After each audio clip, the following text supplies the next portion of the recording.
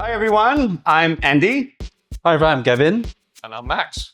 So we're at the MB&F today, and we have the great honor to have a chat with Max. So Max, 20 years, how do you feel? Today, particularly tired. but how do I feel? I feel overwhelmed. It's been an insane 20 years. I never ever expected to be where we are today. It's interesting because when we did the 20 stories on Instagram and we asked 20 of our friends to actually say a 3-minute anecdote, Eric Giroux, who's the designer with whom I've been working for the last 20 years, called me up and he said, remind me, when did we start this project? I said 2003, knowing that I started the company in 2005. He said, I don't have any drawing which is older than 2004, end of 2004. Like, that's not possible. I wouldn't have resigned after 7-8 months of doing the first sketch. And I realized, yes, that's what I did. I had a sketch of a watch which looked like an 8, which was going to be Büsser and Friends. And I jumped in, and I can't advise that to anybody, but it worked out. It incredibly worked out. And it worked out because there were so many caring, loving, smart, talented people around me who believed in that crazy dream, because all I did was do bad sketches. And that's what I've been doing for 20 years. I'm the man with the bad sketches. And all these people have transformed that into reality. It's been mind-boggling. You personified the essence of entrepreneurship, to be brave or crazily foolish, to run out there with a new brand and with a sketch. But was there a point in the journey where you felt like that was a tipping point? You feel like, okay, I think we have something there. 20 years. When was that? It's a good question, Matt. It was never supposed to be okay. It's weird when I say that today, but all of us independent watchmakers who started in the early 2000s or even late 1990s, which we all started in about 5-7 years, we knew it was going to be horrendously difficult. We knew there was no light at the end of the tunnel. Being in the tunnel was the freedom. It was the price to pay for the freedom. I think last year, I took the family on a safari in South Africa. It was mind-blowing. I mean, and my daughters were like, wow, and me too. And the ranger at some point tells us, animals in the wild, they don't even live a quarter of the life span of an animal in captivity. That's the price to be free. That's the price to be in the wild.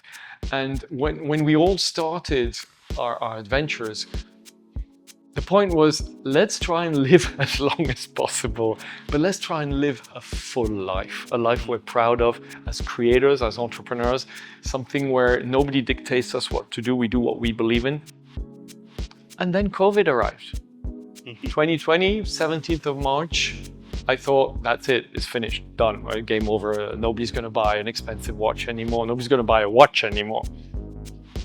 And the contrary happened.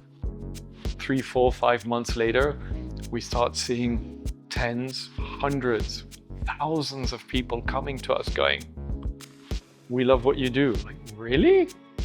And for 16 years, it was an ordeal to find somebody who resonated on the same wavelength. And suddenly we had 50 times that arriving to us going, how can I get a watch? So yeah, that's when we felt that it was a shift. And I've told my team, we're never going back to 2019. Whatever it takes. Last year we did 396 watches. If we have to slash it down to 200, we will. But I am not going down to what I lived in the old days, trying to find a few people who would resonate.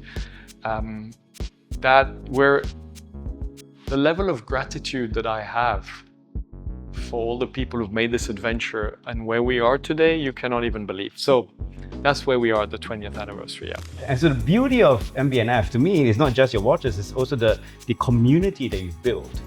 Your friends from retailers to collectors to big admirers of the brand, and who may not even be able to afford some of your pieces, but they are your friends. And I think that's interesting. So whenever I meet people who like MB&F, and I realize that the conversations go beyond just like, oh, that's a great watch, because we know it's a great watch. But we go beyond that and talk about, creativity, innovation, what makes MB&F so special, how do we become, bold in our entrepreneurial journey and things like that. I think that makes it quite special.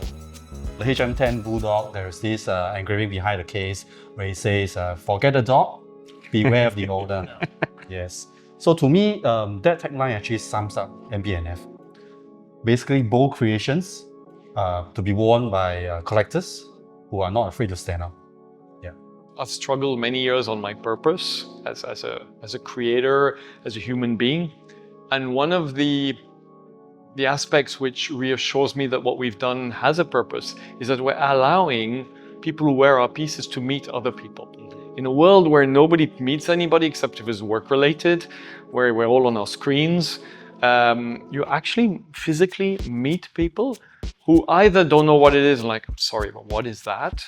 Or like, wow, it's an MB&F, and you start a conversation. I had this weird moment the other day arriving in Singapore with the ferry, and a young man came up to me, and we were a certain amount of clients wearing MB&Fs. He says, I see a certain amount of you are wearing MB&Fs. Are you working for the company? And I was the only one in that case working for the company. I'm like, yeah, one or two of us are working for the company. It's like, oh, okay. And the person next to me looks at him and is like, he's MB. And I was like, whoa! But I thought it was really interesting that he had actually spotted, seen that I am always blown away that people actually know my brand. It is not false humility. We're in a little world of hyper geeks, and I say that with a lot of love. I'm a hyper geek. People who we wake up in the morning and we check out our Instagram to see what watches have come out, and so when you have people who actually recognize it on the street, oh, of course, Singapore being Singapore, there's such a big percentage of people who are actually into watches. There's 10 times, 100 times more probability of having that in Singapore than in Geneva or anywhere else in the world. Nobody speaks to me in Geneva about my watch.